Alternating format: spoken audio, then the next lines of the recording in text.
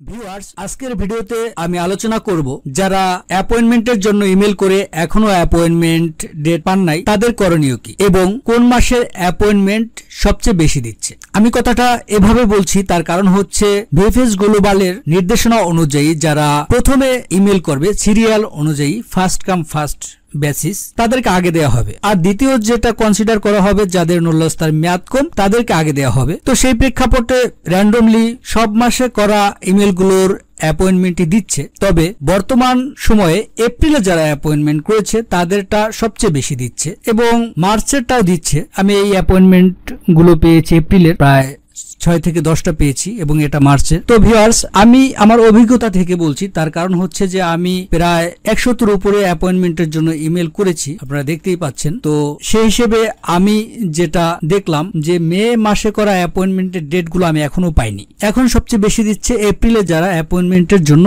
Email করেছিল। তো viewers, আমি যেটা বলেছিলাম যে আপনারা যারা ইমেল করে এখনো অ্যাপয়েন্টমেন্ট পান নাই তাদের করণীয় কি। তো এই প্রেক্ষাপটে আমি আপনাদের সাথে বাস্তব অভিজ্ঞতা শেয়ার করব। আমি যাদের ইমেল করেছিলাম আমি তাদের দুজনকে ভিএফএস গ্লোবালে পাঠিয়েছিলাম বা তারা গিয়েছিল। তার কারণ হচ্ছে তারা এর আগে ইমেল করেছিল, সেখান থেকে নির্ভরযোগ্য কোনো তথ্য তাকে দিতে পারেনি, সেজন্য প্রক্সি হিসেবে আমি ইমেল করে রেখেছিলাম। তো সেই ভাইয়েরা যখন যোগাযোগ করলো তখন তারা মে মাসের যে ইমেলটা দেখালো তখন বলল যে আমরা এখন মে মাসেরটা দেখছি না, আমরা যেটা দেখছি মার্চ এবং এপ্রিলে যারা অ্যাপয়েন্টমেন্টের জন্য ইমেল করেছিল তাদের সমস্যাগুলো আমরা এখন কনসিডার করছি। মে মাসেরটা হয়তো আমরা একটা নির্দিষ্ট সময় পর বা আগামী মাসে দেখা শুরু করব। তো বিষয়টা হচ্ছে যে আপনারা যারা মার্চ এবং এপ্রিলে অ্যাপয়েন্টমেন্টের জন্য ইমেল করেছিলেন এবং অ্যাপয়েন্টমেন্ট পান নাই এখনো, তারা সরাসরি ভিএফএস গ্লোবালে গিয়ে তাদের সাথে কথা বলতে পারেন যে আমার নূল্যস্থার মেয়াদ কম, আমি এখনো অ্যাপয়েন্টমেন্ট পাই নাই, আপনারা বিষয়টা একটু কনসিডার করে দেখেন। তো তারা সেটা দেখবে। তার কারণ হচ্ছে যে আমি